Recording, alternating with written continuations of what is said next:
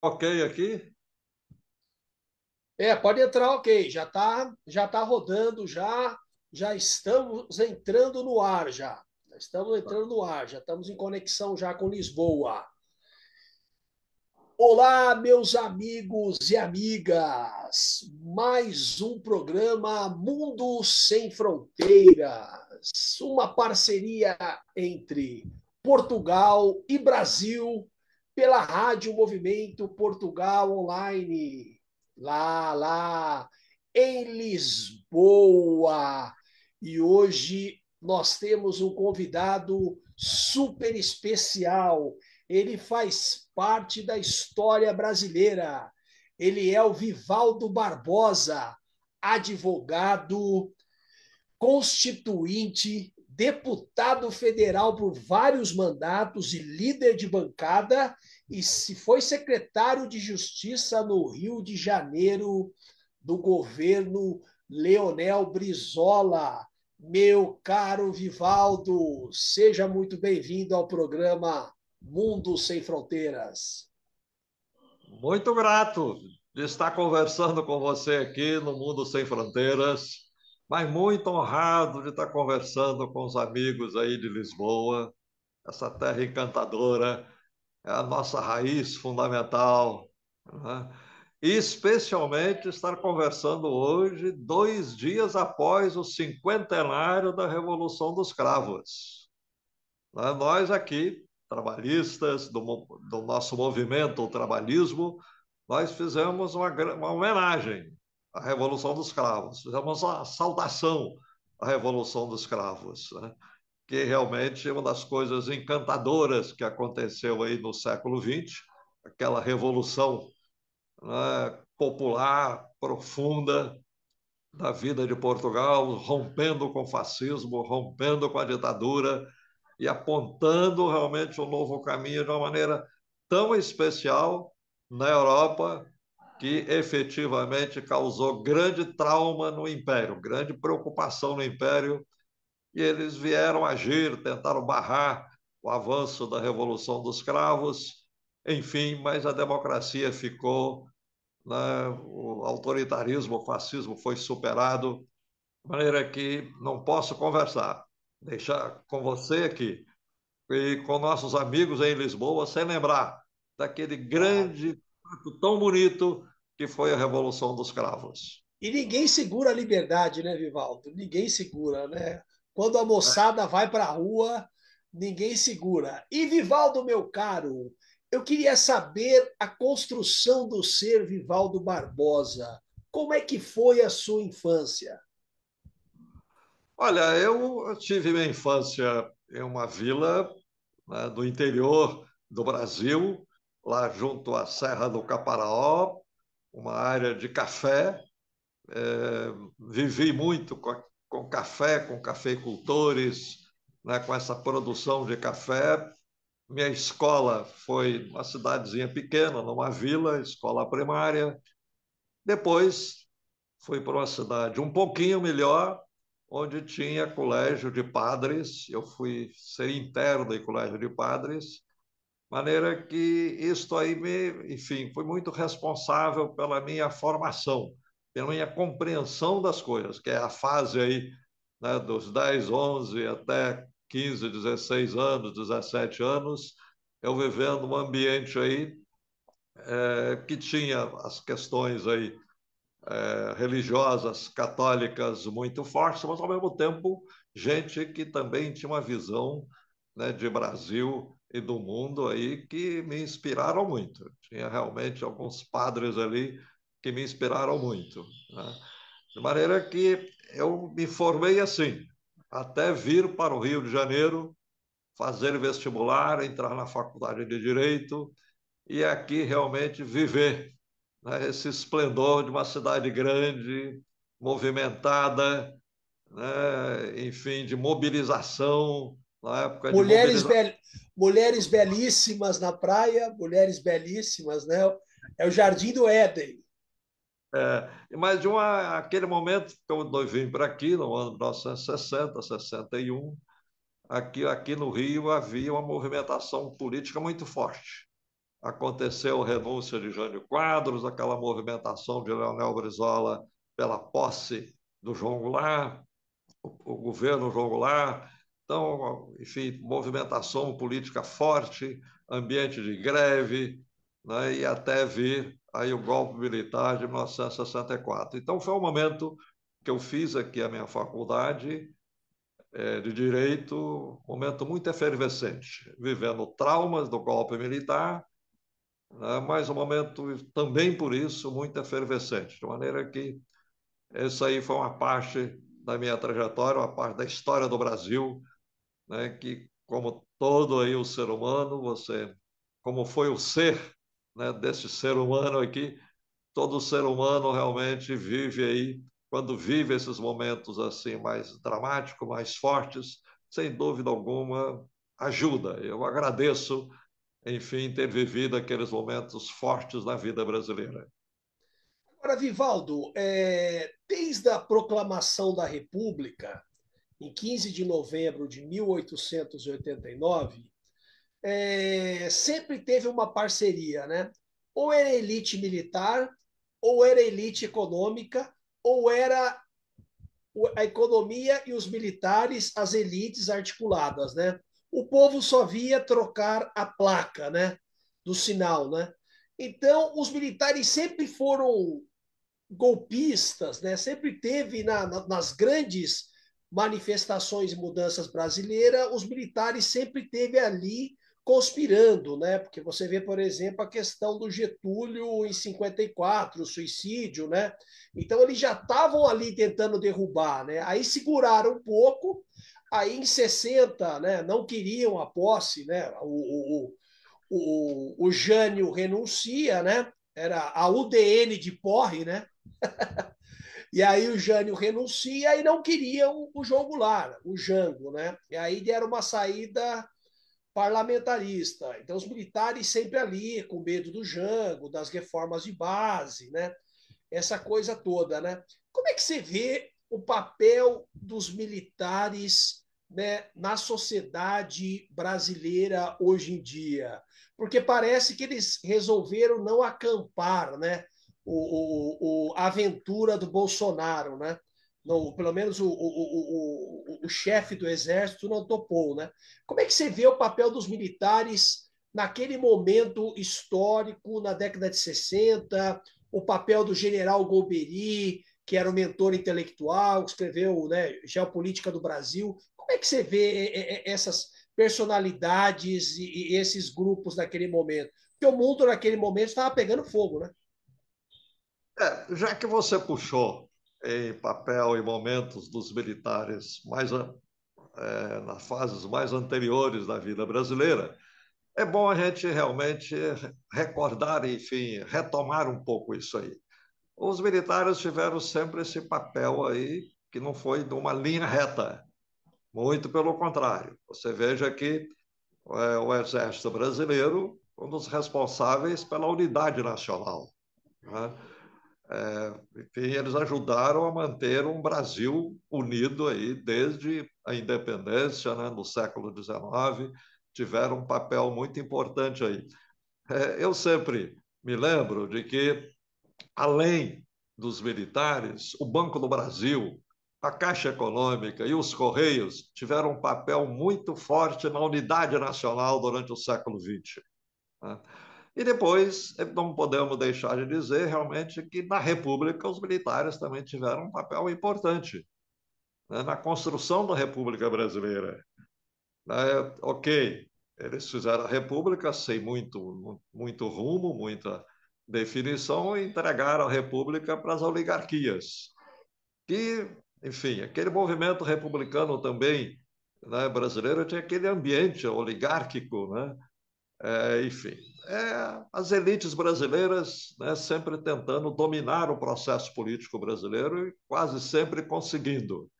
Mas depois você teve realmente as dissidências militares constitucionalistas, né, e até a, a grande caminhada, a grande marcha, né, que foi a Coluna Prestes no Brasil, né, e a própria depois configuração da Revolução de 30, que eles tiveram muito dentro da Revolução de 30, que mudou muito o Brasil.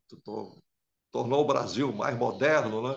E incorporou as massas brasileiras realmente, né, dos trabalhadores, através da legislação trabalhista, da Previdência Social que surgiu com a Revolução de 30, que surgiu, né, com Getúlio, sob a liderança do Getúlio, com o trabalhismo no Brasil, essa visão do trabalhismo no Brasil. Ali também teve participação militar. Agora, o que eu acho realmente um momento crítico foi quando o Brasil entra na guerra, ao lado dos Estados Unidos, até muito dependente, né, de material e elementos bélicos dos Estados Unidos, há uma aproximação em áreas do Exército Brasileiro com o Exército Americano. Essa aproximação realmente veio marcar a história das Forças Armadas do Exército Brasileiro daí para frente, né? Ali, nesse contato, houve uma aproximação, como aconteceu em outros países. Em outros países aconteceram isso também, a aproximação do Exército Brasileiro com o Exército Americano. E aí surgiu essa linha aí, né, de ligação de setores das Forças Armadas, do Exército, com a orientação americana liberal, ok, contra o nazismo e tal, mas ao mesmo tempo realmente de considerar os Estados Unidos o centro do império. E áreas do Exército Brasileiro assimilaram isso, passaram a considerar, né, os Estados Unidos o centro do império. Houve uma área nacionalista, que até teve mais dominante, de maioria, nas Forças Armadas, um movimento que, inclusive, ajudou a fundar a Petrobras, participou da luta do Petróleo é Nosso, né, gente da área militar. Enfim, alguma parte do Exército ajudou a garantir a posse do João Goulart, comandado lá pelo General Brizola e pelo Terceiro Exército do Rio Grande do Sul. Isso aí foi Mas, corajoso, hein? Isso foi épico, hein? Isso foi épico, hein? no Isso momento, aí não foi. É uma coragem tremenda, hein? Brizola aí nesse momento, pelo amor, hein? não, aquele momento ali foi um momento histórico muito marcante, né? Que o Brizola, né, teve a coragem de desafiar o Exército, mas teve adesão de boas áreas do Exército, por isso conseguiu dobrá-los. Jango toma posse, mas aí é evidente que as questões aí da Guerra Fria, as questões internacionais continuam muito fortes e vivas, e o governo João Goulart assumindo uma postura nacionalista e uma postura popular, é evidente que os setores conservadores ligados aí a áreas do Exército, ligados, né, ao Império, eles derrubaram o João Goulart, né, fizeram o golpe de 64, né, e aí Agora, ô dominaram. Vivaldo, até chegar aí, é assim, porque os escritos do general Golbery, ele faz uma demarcação clara. Do lado do bloco, você tem China, né? Mao Tse-tung, a Revolução Chinesa, você tem Cuba, Fidel, Che, né? Então você tem a Rússia, né? União das Repúblicas Socialistas Soviéticas, que foi a Revolução em 1917. Então ele divide em dois blocos, né? O bloco ocidental, o bloco oriental, e aí duas visões de mundo, né? Uma visão de mundo capitalista e uma visão de mundo comunista. Então o mundo estava dentro dessas duas dobras, né? Você acha que naquele momento havia algum perigo, você que viveu a história na pele, você acha que havia algum perigo do Brasil se transformar naquele momento, na década de 60, algo como um país comunista, uma China continental, que era o medo, inclusive, do Kennedy nos Estados Unidos, porque o Lacerda, né, da UDN, o Lacerda aí do Rio de Janeiro, ele ia lá e ficava pentelhando os americanos. Olha lá, os caras querem fazer uma China comunista lá, coisa e tal, porque ele queria ser presidente, né? Depois os militares passaram a rasteira nele. Então, como é que você vê isso? Havia essa possibilidade do Brasil, em 60, virar comunista? Não, isso era a reprodução realmente de uma visão estreita do mundo, né? Porque era o interesse do império. Essa doutrina foi vinculada ao Brasil, como eu disse, você aproximou-se, os militares americanos aproximaram-se dos brasileiros, chegaram a fundar a Escola Superior de Guerra aqui no Brasil, muito nesta linha, muito sob inspiração, né, das escolas militares americanas. Era que esse grupo aí, enfim, reproduziu de maneira estreita o que estava em jogo no mundo naquele momento, né? E o Brasil tem a sua importância no mundo, né? É um país que poderia ter tido personalidade ali forte para assumir o seu caminho, como é o quadro de hoje, né? O Brasil realmente também no quadro de hoje pode assumir o seu papel, assumir o seu destino, né?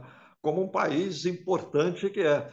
Então eles simplificaram muito a questão política ali nessa história de comunismo versus capitalismo, liberalismo versus capitalismo, simplificaram a história e não reservaram nenhum papel para o Brasil nessa história. Era apenas um setor coadjuvante de um lado. E não era este o caminho que o Brasil queria, né? Precisava seguir, e começou a seguir com o João Goulart, até com o Jânio Quadros. Ele chamou o DN de porre, né? O Jânio Quadros aí foi eleito por áreas conservadoras, mas teve atitudes muito importantes, porque naquele tempo também o mundo vivia aquele ambiente dos chamados não aliados, que não queria nem uma coisa nem outra, como no Egito com Nasser, como a Índia com Nehru, né? Como a Indonésia, né? Com Sukarno na época. Enfim, o Brasil ali, o mundo vivia outras possibilidades. E o Brasil estava caminhando por isso. O próprio Jânio Quadros instituiu uma política externa independente. O Jânio Quadros ele visitou Cuba ainda em campanha, né? Então, era uma coisa ali que o Brasil podia ter outro caminho, estava tendo outro caminho, estava Agora, construindo. Então, eles simplificaram essa história aí, reproduzindo a linha política e ideológica de interesse do Império. E aí foi o descaminho todo que se teve na história. agora, Vivaldo, você acha que as condecorações, né, ao Fidel Castro no Brasil e depois ao Che Guevara e a viagem do Jango à China criou os elementos também numa ala mais reacionária das Forças Armadas, esse medo do comunismo? Você acha que tinha alguma coisa assim? Ou eles queriam meter a mão no poder e vamos usar o comunismo como ideologia, ou havia um medo de fato? Não, enfim, é a postura, né, política que o Brasil, que esses grupos assumiram no mundo, né? Assumiram esse lado aí, você mencionou Golbery, Castelo Branco, tal, todos tiveram essa relação muito estreita com as Forças Armadas Americanas e os interesses do Império, tá? E todos aqueles que tentaram resistir à posse do Jango e depois deram o golpe, é desta linha política. Então, é uma linha política ideológica que prevaleceu no golpe, dominou o país durante o golpe e ressurge de vez em quando, como temos assistido aí nos tempos recentes, né, com esse conteúdo fascista que nós estamos vendo por aí. E é uma coisa incrível, porque é um conteúdo fascista ao mesmo tempo ligado aos interesses dos grupos econômicos, ligado ao império, né? Ligado a uma política econômica liberal, extremamente liberal, ultraliberal, né? Enfim, essa contradição em que eles vivem, né? E você sabe, e você Quando sabe que naquele momento, tanto agora quanto naquele momento, desculpe, não havia esse conflito político dentro do Brasil, com esse conflito de esquerda e direita daquela maneira, comunismo versus liberalismo daquela maneira, não, era tudo por jogo dos interesses dos grupos econômicos do império. Desculpe. claro, agora, não, eu que estava te cortando, eu peço desculpas. Vivaldo, agora é o seguinte: se você desmonta os sindicatos, se você desmonta as centrais sindicais, você coloca tudo na mão desse ultraliberalismo. Porque quem é que vai sair às ruas para fazer frente aos desmandos do poder? Então é complicado. Eles jogam direitinho o jogo, né? Eles sabem jogar, eles não são, né? Apesar que tem uns patetas no meio, né? Que a gente conhece bem, mas tem uma estrutura por trás que sabe pensar. Se você desmobiliza os trabalhadores, quem é que vai sair nas ruas para fazer as reivindicações, as manifestações pela democracia, pela liberdade? Então é complicado, né? Aí eu queria saber o seguinte, que você também sentiu na pele. Como é que foi o AI-5, o Ato Institucional número 5, né? Ele é instituído em 68, Costa e Silva tem um AVC, sai de cena, assume uma junta militar, aí vem o Médici. Aí é o momento mais barra pesada da história brasileira, né? Como é que foi esse momento e como é que vocês circulavam nesse momento pelas cidades, né? Porque o medo, o pavor devia ser terrível, né? Aqueles foram os momentos mais sombrios da vida brasileira, né? Um momento muito sombrio, né? E o regime militar atingindo o seu ápice, né? E porque também, né, a população brasileira, os setores começaram a se mexer, né, nas universidades, na academia, né, e até no povo, manifestações aí, a chamada manifestações dos 100 mil aqui no Rio de Janeiro, de artistas da cultura, né, o povo vai se mexendo da maneira que pode aí. Então, aquele foi um momento sombrio. Alguns não tiveram outras opções a não ser até partir para a guerrilha, né? Não era o meu temperamento, enfim, fomos sobrevivendo aí, como alguns diziam, estamos no exílio aqui dentro, né? A gente apenas observava, sobrevivia aí e tal. Mas eu diria a você o seguinte: você mencionou a questão das centrais sindicais, tal, ok, tem um papel muito importante, mas eu diria o seguinte: realmente as grandes resistências e momentos de transformação no Brasil foi feito pelo povo brasileiro. Lembramos agora da questão aí da posse do João Goulart, a questão da legalidade com o Brizola, né? Teve uma liderança, teve uma vontade política definida ali, né? E o povo se mexeu, se manifestou, venceu os militares na época, né? João Goulart toma posse. Depois nós tivemos o episódio aqui da luta pela anistia, né? Também o povo se mexeu, não foram movimentos de massa, mas foi um movimento que atingiu a consciência de muita gente, né? E o povo brasileiro estava se mexendo ali um pouco.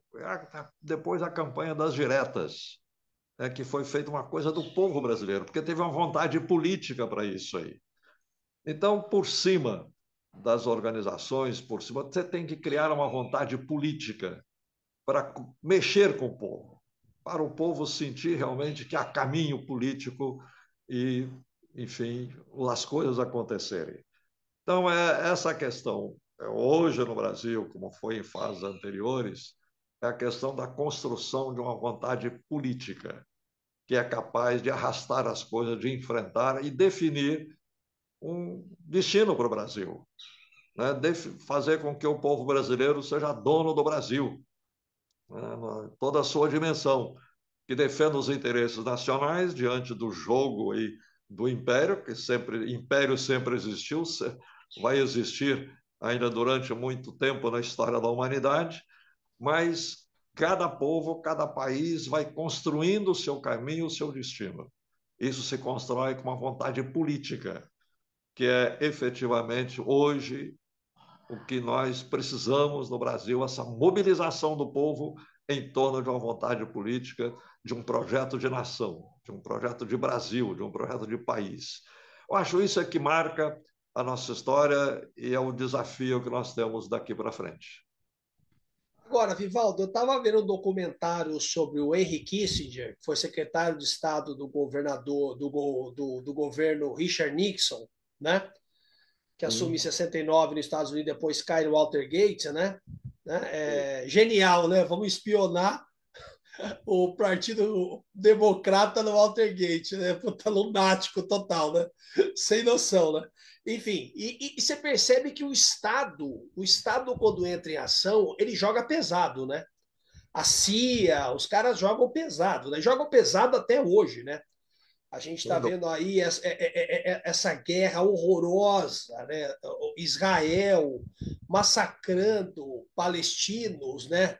Em busca do Hamas que não encontra, né? Não encontra o Hamas e não consegue libertar os reféns e vai massacrando idosos, crianças, mulheres. Uma vergonha, né? Uma vergonha. Netanyahu é extrema direita, outra parte daquela judeusada lá é extrema direita. Então, o extremo geralmente é um negócio horroroso na história da humanidade, né?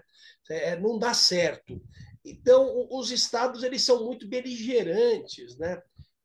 Claro, eu não quero ter uma visão utópica aqui, romântica, né?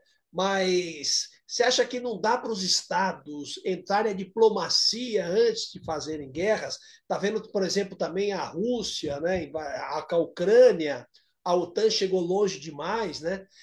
Não é terrível isso? Porque isso afeta a vida de milhares, milhões de pessoas que querem viver sua vida da forma comum, adequada, né?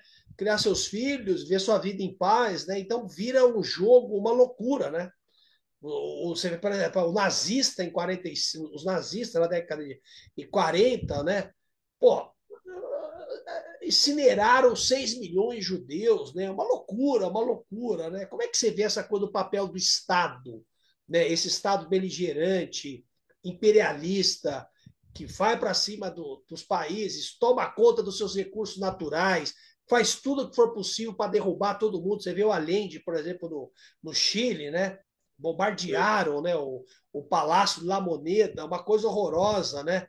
Eu esqueci o nome do general agora, de bigode, depois se exilou lá na Inglaterra com a Thatcher. Esqueci o nome dele, Pinochet. O Pinochet, né? O Pinochet foi brutal, terrível também. Como é que você vê essa coisa desse Estado beligerante e belicista? Olha, desde a construção do Estado-nação, né, já aí a partir dos anos 1600, 1700 na Europa, 1500 na Europa, começaram a se constituir o Estado-nação. Desde essa ligação, né, que se chamou aí do Estado-nação, o Estado participa de uma maneira decisiva aí no destino das coisas, né? Eles, como se diz agora, fazem a guerra, os estados fazem a guerra, mas, ao mesmo tempo, essa questão do Estado, que aí liga-se à questão aí das ideias iluministas, liberais, né? O Estado ele pode ser o caminho de aglutinação das populações, do povo. Claro. Né? O Estado democrático é o caminho do povo participar, é a forma do povo participar, que aparece em alguns momentos da nossa história. Nós acabamos agora de relembrar a Revolução dos Cravos aí em Portugal, aquele momento bonito ali. Né? E aquilo realmente ali foi essa manifestação do povo que estava construindo um novo Estado em Portugal, e construindo um novo Estado em Portugal, né? Com liberdade, né? Com garantias, né? Enfim. Isto aí, o Estado tem esse papel, né, fundamental nos povos. Hoje tem esse papel fundamental. Né? Fazem a guerra, fazem a paz, atendem os interesses dos grupos econômicos, eles atendem o interesse, né, de uma vontade nacional que possa dominar. A questão básica é nós fazermos esse Estado democrático, porque o Estado nacional democrático ele pode aglutinar a vontade e as necessidades do povo, ele pode definir, né, as necessidades do povo e atender às necessidades do povo. É que a história da humanidade está ligada ao papel do Estado, né, que é inevitável. Mas você constrói o Estado, né, de diversas maneiras. A história está mostrando aí, de diversas maneiras. Nós agora estamos na possibilidade de construir esse Estado brasileiro democrático para atender os nossos interesses do povo e da nação e entender os interesses das diversas áreas, né, de trabalhadores, das diversas áreas da vida brasileira. Agora, o Estado depende e se vincula a uma vontade política, que pode ser um jogo internacional de impérios, pode ser, como você lembrou aí a questão aí da OTAN, a OTAN realmente desempenha esse papel aí hoje horroroso na nossa história, uma aliança militar, quando não tem sentido aliança militar, não tem sentido no mundo uma aliança militar desde o fim da União Soviética, né? O fim da polarização da Guerra Fria. Ok, se existia razão naquele momento, muito menos agora, de uma aliança militar. A aliança no mundo tem que ser contra a fome, né, pela saúde, né, pela habitação, pelo bem-estar dos povos. Aí sim os povos e os países podem fazer aliança. Uma A aliança, inclusão, né? uma aliança militar não tem sentido a não ser atender aos interesses da indústria bélica, como eles estão fazendo, né? E aí assume os povos, as nações, os estados assumem posturas aí políticas, geopolíticas para atender a interesse desses grupos econômicos, né? Mas eu reitero para você, né, que através do Estado você pode atender às necessidades de um povo, definir as necessidades de um povo, atendê-la e construir efetivamente uma nação, um país em que se pode vigorar a liberdade, pode vigorar a justiça e pode vigorar o domínio dos recursos naturais estratégicos. Nós estamos hoje aí em que o Brasil chegou a construir o domínio do Estado brasileiro sobre os recursos estratégicos nacionais. Aí, a partir do liberalismo, começou a se evaporar, jogar para fora, entregar isso aos pedaços aos grupos econômicos. E agora é o momento de recompor isso aí.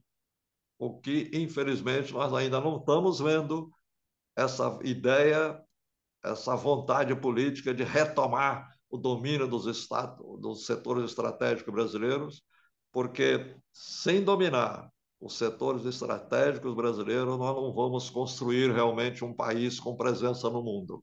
Essa é uma Tá. coisa que nós temos que definir e os estados ajudam nesse processo, desde que sejam estados democráticos. É, exatamente. O Estado beligerante que eu sou contra, né? Eu acho que esse Estado beligerante que invade, derruba, dá golpes, esse aí é terrível, né? Agora, a questão de Israel e Palestina só vai se resolver, a gente está falando isso há décadas, com o Estado palestino. Né? Os palestinos têm o direito a ter um Estado seu, a uma crença sua, ao território, né? Isso é fundamental. Sem isso, não vai se resolver o problema do Oriente Médio. Isso é uma ilusão, vai continuar havendo guerras, vai continuar havendo conflitos, porque não adianta. E a pergunta que eu faço tudo bem, o Hamas, o Hezbollah, o Houthis não aparecem do nada, né? Essas pessoas, esses grupos não aparecem do nada, né? Há uma provocação que faz com que essas pessoas apareçam também, né? Por que eles aparecem? Por que eles se tornam terroristas? Essa pergunta que tem que se fazer, essa reflexão mais profunda, né? Então, o Estado palestino é para ontem, né? Precisa ter essas condições dessas pessoas viverem com forma de dignidade. Israel também tem direito ao seu Estado, então eu acho que tem que conviver em paz. E o mundo, a ONU, tem que entrar nesse jogo, apesar da ONU estar meio capenga, né? Não está decidindo muita coisa, né? Já faz um bom tempo. E isso é fundamental, né? Para ter o equilíbrio do Oriente Médio, né? Sem dúvida alguma, né? Foi o grande erro da história ter criado o Estado de Israel e não ter criado simultaneamente o Estado palestino, né? E a história caminhou dessa maneira aí, realmente horrorosa, que está caminhando naquela região do mundo ali. Agora você está descrevendo as coisas estão acontecendo inaceitáveis, né? A guerra ali, a ocupação de território, o domínio, né, de um povo sobre outro ali, né? É uma coisa inaceitável. E você puxou a questão. O Estado palestino é que pode garantir uma vida ali realmente de harmonia, né? Uma vida independente para aquele povo, sem opressão, que aquele povo está sofrendo aí há décadas e décadas. Houve esse grande erro na história. Em 1948, se fez pela ONU o Estado de Israel, que era inevitável, ok, uma coisa que foi construída, é inevitável. A história caminhou e caminharia de uma maneira correta para a instituição do Estado de Israel. Aquilo tinha que acontecer. Bem, mas tinha que acontecer também o Estado palestino. Não poderia Claro. ter deixado dessa maneira que deixou. Agora, isto aí, é evidente que aquela região é uma região muito dramática, porque é uma região que veio aí no fim do século XIX, início do século XX, o petróleo começou a jorrar por ali, né? Os interesses aí ingleses, franceses dominando aquela região, na sequência os interesses americanos. É difícil você prevalecer a racionalidade naquele ambiente ali, porque passou a prevalecer os interesses dos grupos econômicos, né? E hoje aí aquela região ficou importante para o destino né, dos países, dos povos, da economia. Então, hoje é uma coisa dramática a gente assistir aquilo ali. Né? Como é que nós convivemos com isso? Como é que nós aceitamos aquela situação? Então, como você está puxando aí no seu programa, nessa conversa aí com os nossos amigos portugueses em Lisboa, você está puxando corretamente aí essa questão que nós só podemos ter paz naquela região através da criação de um Estado. Né? O Estado pode ser guerreiro, opressor, ou pode ser realmente um Estado vinculado ao bem-estar do seu povo, da sua população. Depende da construção desse Estado, depende da situação histórica que se vive, mas, acima de tudo, da vontade política de se construir realmente um Estado que traga o bem-estar do povo. Depende da vontade política que nós precisamos definir. Agora, Vivaldo, você tem uma grande experiência política, né? Você foi deputado federal por vários mandatos, você foi constituinte, e aí eu queria falar do PTB, né? PTB Getúlio Vargas, PTB João Goulart, PTB Leonel Brizola. Aí depois teve o interregno aí, que entrou na mão aí dos loucos de plantão, caiu na mão do Bob Jefferson, maluco de plantão, né? Que inclusive deu uma de Rambo com o Braddock, né? E saiu atirando na Polícia Federal, uma coisa assim surreal, inacreditável. Quando eu vi aquilo, eu falei, mas o que está se passando na cabeça desse ser? Está doente, né? E hoje vocês retomaram o PTB com a sua melhor origem, né, no sentido democrático, no sentido trabalhista, no sentido voltado para o coletivo, no sentido voltado para a liberdade, para a criatividade. Me conta um pouco em que pé que está o PTB e fala um pouco, se é que você pode falar alguma coisa sobre o PTB ainda, se ainda não é um projeto que está em andamento, ou você pode falar sobre ele. Podemos falar tranquilamente, aliás, desejo conversar aí especialmente com nossos amigos aí de Lisboa, os brasileiros que estão aí, os nossos amigos portugueses que acompanham a vida brasileira. Nós estamos recompondo, refundando o Partido Trabalhista Brasileiro, o PTB, em cima do ideário político, do pensamento político, o trabalhismo.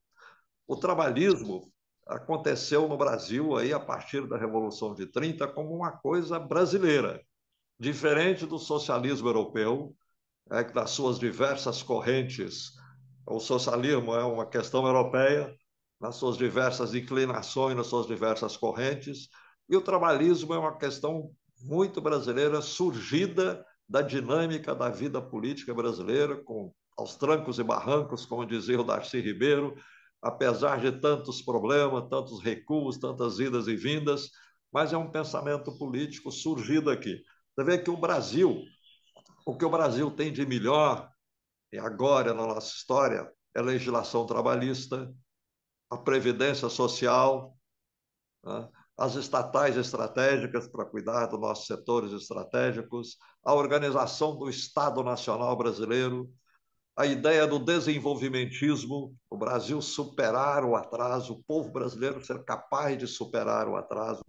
Então, isso é um pensamento que foi construído nesse período, na década de 30, isso é o trabalhismo, que nós queremos recompor essa linha histórica desde aquele tempo. Queremos recompor essa linha histórica, retomar o trabalhismo para valer de verdade, não apenas como reminiscência histórica, mas como inspiração, que serve muito de inspiração para nós atuarmos no Brasil de agora, estarmos presentes no mundo agora, né? Porque é um pensamento político brasileiro, né? E que pode apontar caminhos para o Brasil de agora. Dizia você, né? Nós temos que retomar, né, os setores estratégicos brasileiros. Como é que o Brasil, né, com essa crise lá, essa guerra da Ucrânia, a questão da energia, como voltou forte como interesse do mundo, e nós vamos abandonar o domínio da nossa energia, como acontecendo aí com a Eletrobras, com parte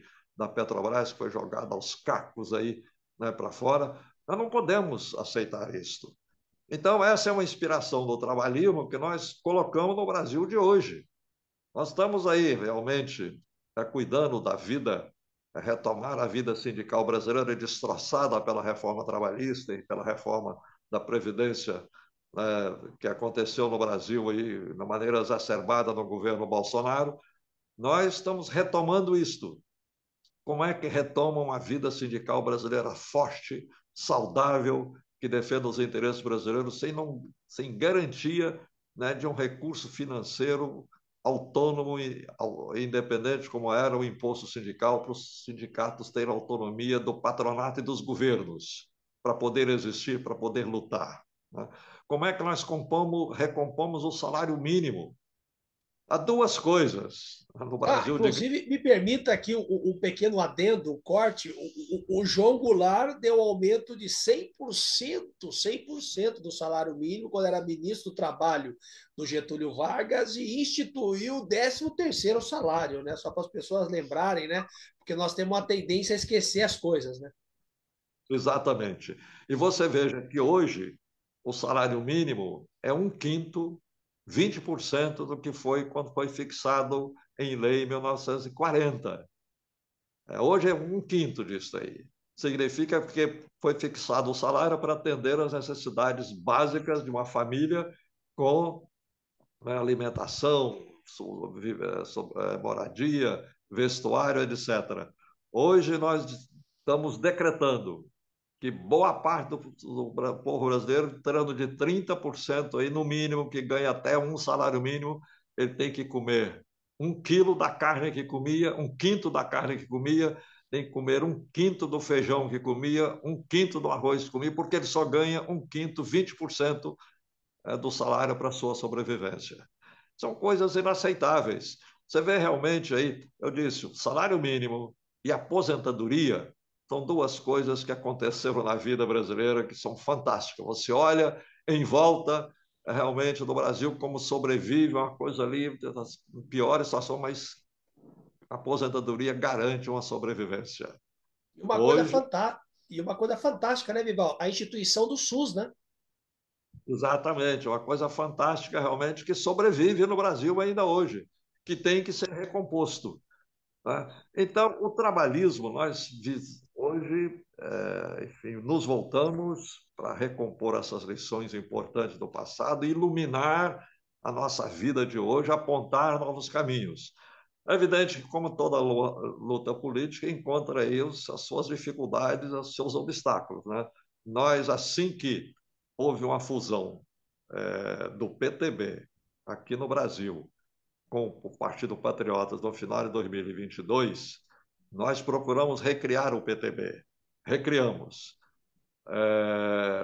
Mas aí o pessoal que participava do PTB, você falou em Roberto Jefferson, o pessoal que estava lá, alguns resistiram a isto, tentaram impugnar isso na justiça, perderam no TSE, perderam na justiça, mas isso fez com que o processo demorasse um pouco aí. Nós já estávamos organizados desde o início de 2023, mas só podemos nos constituir em novembro de 23, depois que o TSE homologou a fusão. E aí surgiu esse grupo que estava resistindo dentro do PTB, que é o que estava lá dentro do PTB, que participou da eleição aí do Bolsonaro, que participou dessas estripulias todas aí do Roberto Jefferson, todas as estripulias que ele fez, era o pessoal que estava lá dentro.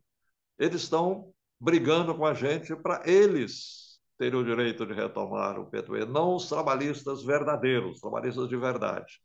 Isto vai ser decidido agora, até não sei quando que alguns vão nos ouvir aí, se é antes ou depois, mas dia 30 agora de abril, o TSE vai decidir essa questão. Nós estamos confiantes de que vai prevalecer realmente a nossa postura legal, jurídica muito forte, sem dúvida alguma, né? E a questão também política, porque nós somos os trabalhistas de verdade, que vão recompor o trabalhismo no Brasil. E os que têm realmente coerência, lógica em assumir um partido como o PTB, que já foi um partido de grande importância na vida brasileira. Agora, Vivaldo, trazendo agora para a atualidade, como é que você está vendo a questão no Rio de Janeiro da segurança pública, que você foi secretário, né? Segurança Pública, do governo Leonel Brizola. Como é que você está vendo hoje em dia essa questão dos milicianos? Como é que você está vendo essa questão no Rio de Janeiro? Olha, só para dizer a você, eu fui secretário de Justiça do Brizola, mas como secretário de Justiça, coordenador das questões de segurança, justiça e segurança no Rio de Janeiro. Né? Olha, é a degradação política do Rio, a falta de autoridade. Porque essa questão aí das milícias, né, ok, tem as coisas próprias de banditismo no meio disso aí, mas isso surgiu na falência da autoridade no Rio de Janeiro. Olha, desde Leonel Brizola, governador do Rio de Janeiro, que não há no Rio de Janeiro um governador que imponha respeito, que imponha autoridade a toda a estrutura do Estado. Você veja que essa questão dos milícias surge aí dentro dos servidores públicos, quer na área civil, na área da polícia militar e outras áreas. São servidores públicos que deveriam estar enquadrados na autoridade do governante, sob a autoridade do governante.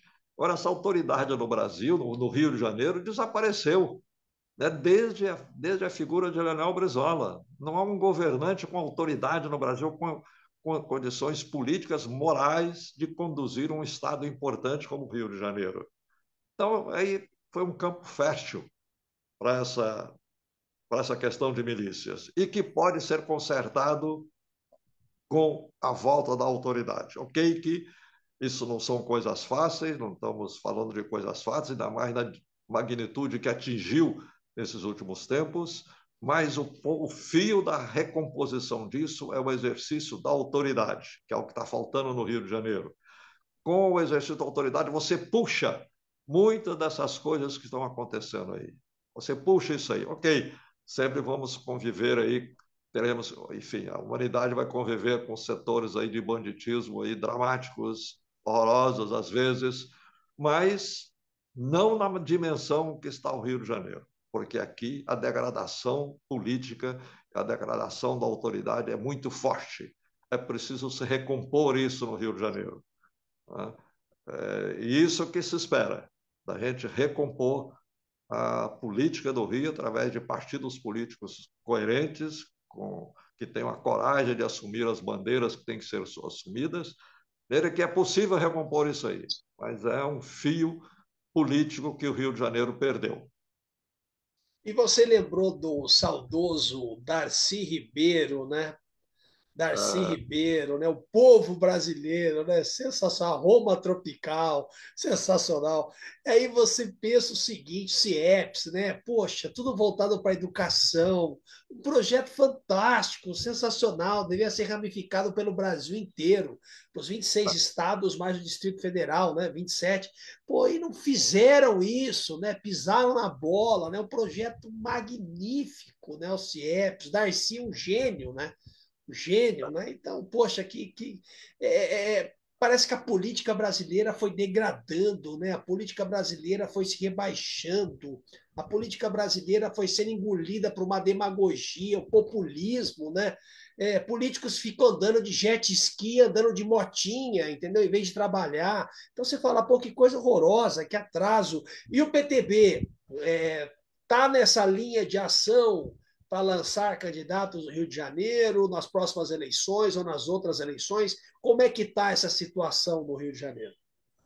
você lembrou realmente aí a figura do Darcy Ribeiro, mencionamos anteriormente, uma das figuras mais espetaculares da intelectualidade da política brasileira, né, que nós conhecemos. A figura espetacular. Né? Nós, evidente que voltamos a organizar o PTB para a luta política e vamos partir para as eleições. Né? Só que a organização do PTB não está completa ainda. Nós temos aí 2 anos pela frente, assim que tomar a decisão agora no dia 30, 2 anos pela frente, para coletar assinaturas de apoio, que são em grande número, país afora, mas nós estamos organizados em todos os estados do país, vamos coletar essas assinaturas, e aí sim nós vamos ter um registro definitivo que nos permite lançar candidaturas. As nossas eleições não serão deste ano, nossas eleições serão de 2026. Apesar de estarmos participando do processo eleitoral agora, com gente nossa em alguns partidos, mas eles só podem se lançar em outros partidos, partidos aí coligados com irmãos nossos. Nossos candidatos, vereador e prefeito este ano, estão nesta linha, mas a nossa eleição de 2026, né, que nós vamos retomar com a presença clara e nítida na política brasileira. E olha, nós vamos fazer diferença nisso aí, porque nós somos portadores de um pensamento político brasileiro, forjado no Brasil, nas condições do Brasil, que é o trabalhismo. Não é possível, uma das coisas que aconteceram no Brasil, e aqui, especialmente no Rio de Janeiro, a falta de orientação política, a falta de condução política, né? O vazio, né, que se abaixou aqui sobre o Rio de Janeiro. Você lembrou aí, né, a política do Brasil, do Rio, essa questão, essa aliança aí do fisiologismo, que circula aí com os recursos públicos de toda maneira, são os interesses de grupos econômicos e o fascismo, né, que ressurgiu no Brasil de maneira forte, aliás, como está ressurgindo forte no Brasil. Não, o fascismo não está aumentando, ele tem essa dimensão histórica, né, e o fascismo existe aí na vida dos povos, né? Só que eles estão se organizando melhor, com recursos econômicos, usando aí o que nós estamos fazendo aqui de bonito, belo, que é usar a internet para nos comunicarmos aí, mas eles usam isso aí com muito recurso, né? Com muito recurso, jogam muito dinheiro em cima disso aí. Então, essa aliança aí, né, dos grupos econômicos, do fascismo e do fisiologismo, sem dúvida alguma, causaram um mal no Brasil muito forte. E o trabalhismo surgirá para enfrentar isto, para não caminharmos nessas linhas aí, para termos realmente, para mostrar que há outros caminhos, né, que o Brasil já experimentou e que pode retomar e experimentar agora como novos caminhos para o Brasil. O trabalhismo vai representar isto. Vivaldo, meu caro, sensacional essa entrevista, muito boa, esclarecedora. Você é um dos ícones da história política brasileira e eu fico muito feliz de ver que você ainda está na luta, ainda firme e forte. É isso que dá um grande sentido, né, para a existência humana. E para fechar, né, o que você quiser falar mais do brilhantismo que você falou, tenha toda a liberdade, toda a democracia. Esse programa é livre, você pode falar o que você quiser, muito mais do que você já falou. Então, meu caro, muito obrigado pela sua participação. Eu é que agradeço muito, né, de uma maneira, uma bela coincidência. Nós estávamos conversando aqui 2 dias dos 50 anos da Revolução dos Cravos, não podemos deixar de referir isso aí. Muito contente de falar aí para a nossa gente, tanto brasileira quanto os portugueses, é a nossa gente aí em Lisboa, em Portugal, era que você me propiciou um momento feliz de poder me dirigir isso aí. Como você disse, nós estamos na luta política. Todo ser humano está na luta política, de uma forma ou de outra, né? Essa atitude, essa atividade superior aí da sociedade, né? A política.